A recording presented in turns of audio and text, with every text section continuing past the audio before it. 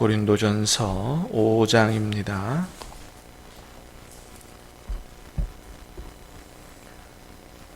고린도전서 5장 1절로 마지막 13절까지.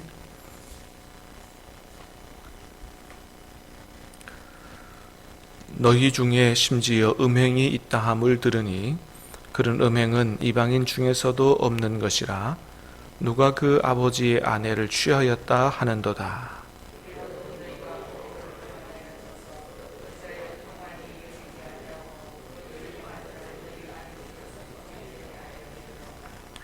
내가 실로 몸으로는 떠나 있으나 영으로는 함께 있어서 거기 있는 것 같이 이런 일 행한 자를 이미 판단하였노라.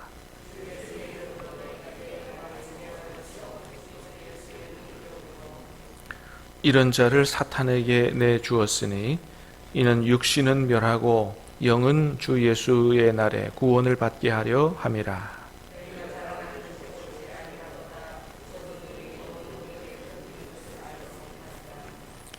너희는 누룩 없는 자인데 새 덩어리가 되기 위하여 묵은 누룩을 내버리라. 우리의 유월절 양 곧 그리스도께서 희생되셨느니라.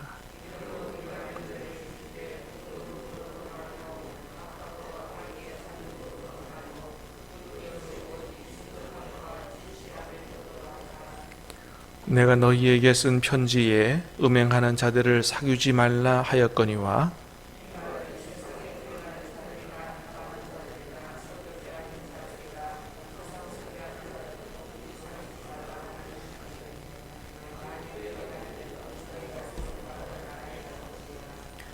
이제 내가 너희에게 쓴 것은 만일 어떤 형제라 일컫는 자가 음행하거나 탐욕을 부리거나 우상숭배를 하거나 모욕하거나 술 취하거나 속여 빼앗거든 사귀지도 말고 그런 자와는 함께 먹지도 말라 함이라.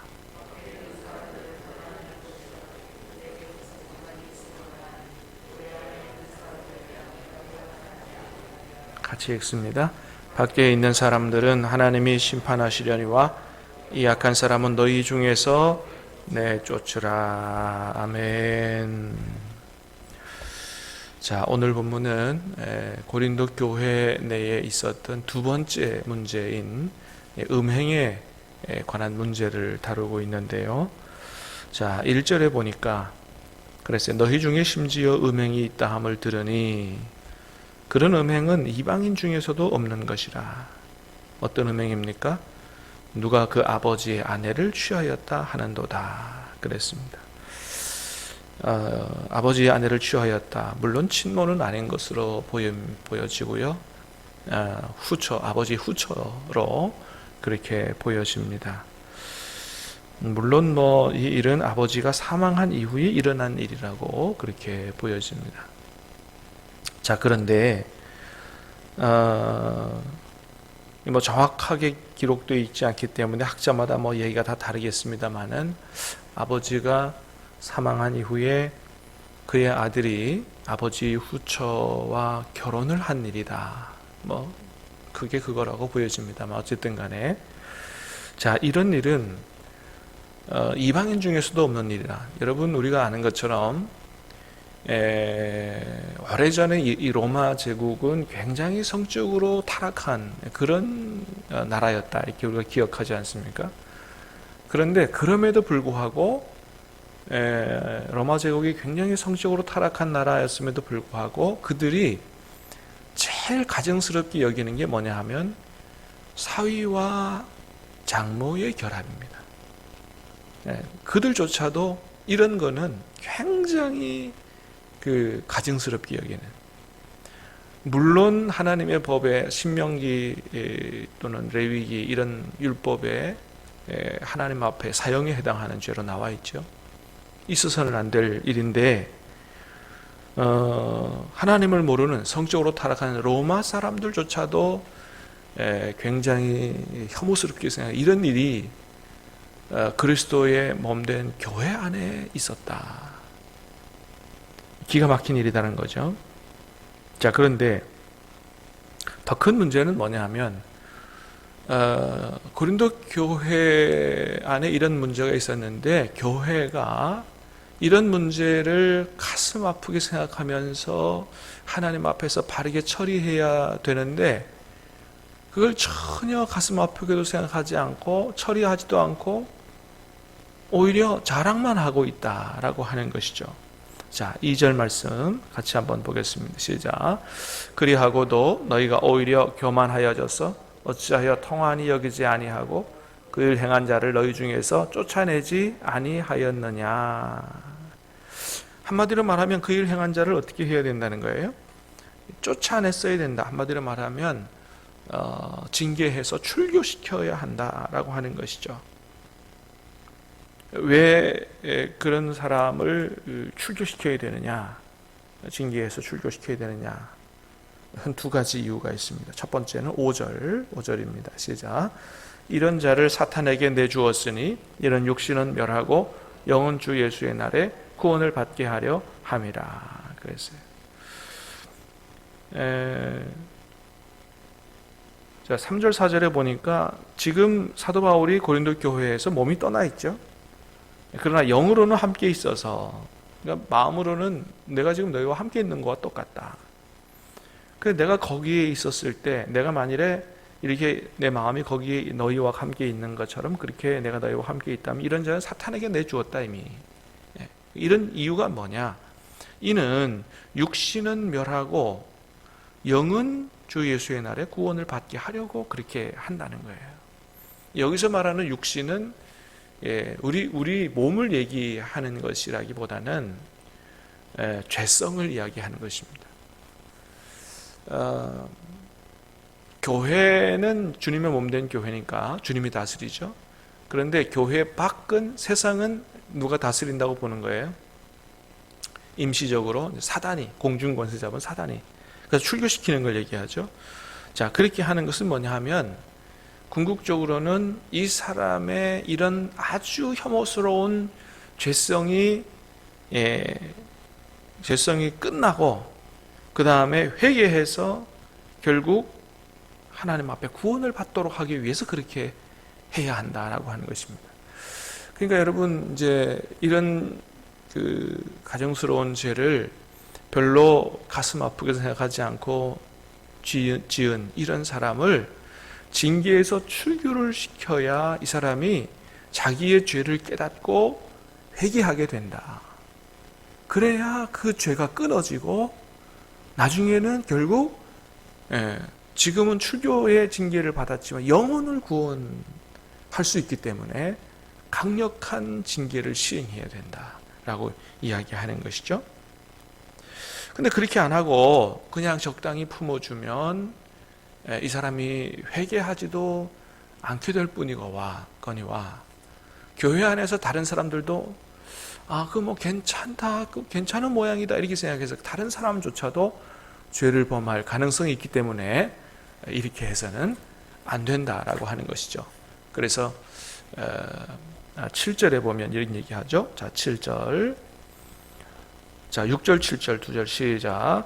너희가 자랑하는 것이 옳지 아니하도다. 적은 누룩이 온 덩어리에 퍼지는 것을 알지 못하느냐? 너희는 누룩 없는 자인데 새 덩어리가 되기 위하여 묵은 누룩을 내버리라. 우리의 유월절 양 곧 그리스도께서 희생되셨느니라. 아멘. 자, 너희는 누룩 없는 자인데 새 덩어리가 되기 위하여 묵은 누룩을 내버리라. 우리의 유월절 양 곧 그리스도께서 희생되셨느니라. 한마디로 말하면 신약의 교회는 어떻게 만들어진 것이냐 하면 유월절 어린 양 되시는 예수님께서 죽으시는 대가를 치르고서 만들어진 새 언약의 공동체이기 때문에 정말로 모든 죄악을 다 내버리고 이거 문제 해결하고 용서받고 이게 새롭게 된 순결한 그런 공동체가 되어야 함이 마땅하다라고 하는 것이죠. 예수님이 죽으시는 희생의 대가를 치르고 만들어지는 새 언약의 공동체. 그래서 철저하게 순결한 공동체가 되어야 된다. 구약에 보면 유월절 행사 때는 모든 집안에 있는 누룩을 다 내다 버리죠. 다 불태우고 그렇게 합니다. 그런 것처럼 유월절 어린 양 대신 예수님이 십자가에 돌아가시는 희생을 치르고서 만들어진 이 주님의 몸된 교회는 아주 정결하고 깨끗한 그런 공동체가 되어야 한다라고 하는 것입니다. 자, 그래서 8절에 그런 얘기합니다. 시작. 이러므로 우리가 명절을 지키되 묵은 누룩으로도 말고 악하고 악에 찬 누룩으로도 말고 누룩이 없이 오직 순전함과 진실함의 떡으로 하자라고 하는 것이죠. 그래서 이 사람을 출교시킴으로 두 가지 목적을 이루어야 된다. 하나는 이 사람의 영혼을 구원해야 되고, 두 번째는 주님의 몸된 교회를 정결하게 순결하게 보존해야 된다라고 하는 것입니다. 여러분, 우리는 여기서 교회 안에서 큰 죄를 범한 사람을 징계할 때 어떻게 징계해야 하느냐에 대한 아주 중요한 원칙을 하나 발견하게 되는데, 그건 뭐냐 하면 징계할 때 그 사람이 범한 죄의 값을 받아야 된다. 그 사람이 큰 죄를 범했기 때문에 그 사람이 미워서 이렇게 하면 안 된다는 거예요. 죄는 미워하지만 죄인은 사랑하는 마음을 가지고 결국 그 사람이 이 징계를 통해서 주님 앞에 바르게 설 수 있도록 하기 위해서 그 사람을 사랑하는 마음을 가지고 징계해야 한다라고 하는 것이 아주 중요한 징계의 원칙이다라고 하는 것을 발견하게 됩니다. 그래서 11절 말씀도 마찬가지예요. 11절 시작. 이제 내가 너희에게 쓴 것은 만일 어떤 형제라 일컫는 자가 음행하거나 탐욕을 부리거나 우상숭배를 하거나 모욕하거나 술 취하거나 속여 빼앗거든 사귀지도 말고 그런 자와는 함께 먹지도 말라 함이라. 6가지 범죄를 얘기했어요. 사귀지도 말고 함께 먹지도 말라. 어떻게 보면 교회 안에서 왕따시키는 거죠. 음행, 탐욕, 우상숭배, 모욕, 술 취하는 거, 속여 빼앗는 거, 사기, 이런 거죠. 그러니까 초대교회 공동체는 죄에 대해서 굉장히 민감한 거죠. 이런 죄 하나라도 지으면 같이 사귀지도 않고 먹지도 말라는 거예요. 왕따시키는 거죠. 근데 이유가 뭐예요? 야, 쟤 저런 죄를 지었어. 야, 가까이 하지 마. 이런 게 아니고 뭐예요? 이것도 마찬가지예요. 뭐예요?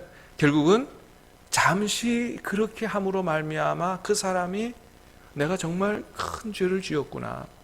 회개함으로 주님 앞에 바로 서도록, 그 이후에 주님과의 관계도 회복하고 교인들과의 관계도 온전하게 회복하게 하도록 하기 위해서 그렇게 하는 거지, 그 사람이 미워서 그 사람을 완전히 정말 왕따시키기 위해서 그렇게 하는 것이 아니다. 궁극적인 목적을 우리가 잘 생각을 해야 된다라고 하는 것이죠.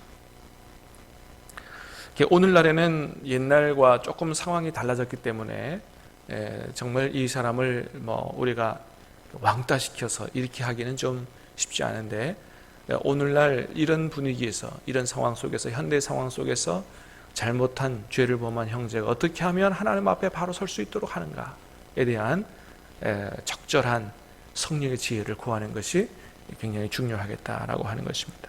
자, 어쨌든 교회 안에서는 죄를 범한 이 형제를 바로잡기 위해서 노력해야 된다라고 하는 것이고, 자, 그러나 세상에 있는 사람들과는 사귀지 말라 이렇게 하면 안 된다는 것이죠.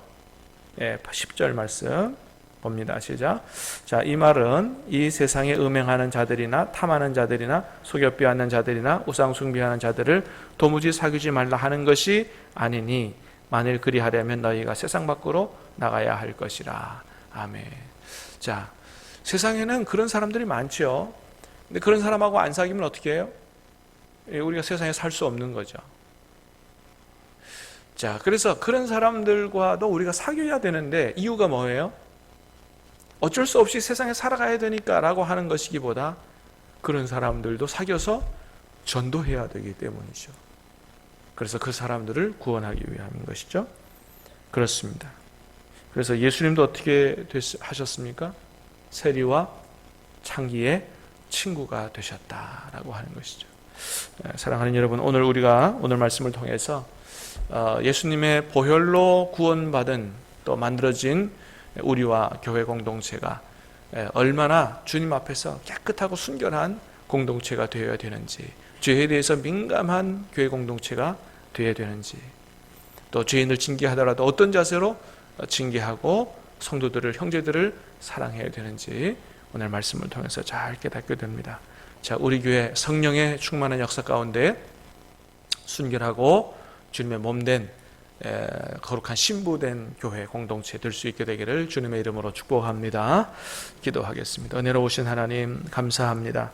오늘 말씀을 통해서 우리가 또 교회가 얼마나 주님 앞에 거룩하고 순결한 공동체가 되어야 되는지 깨닫게 하시오니 감사합니다. 조그마한 죄에도 굉장히 민감하고 싸워 이기고 승리하는 아버지 하나님, 그런 우리가 다 되게 도와주시고, 설사 그런 죄를 범했다 할지라도 참으로 우리와 또 형제들이 회개하고 주님 앞에 바로 서도록 돕는 그런 우리가 될 수 있도록 도와주시옵소서.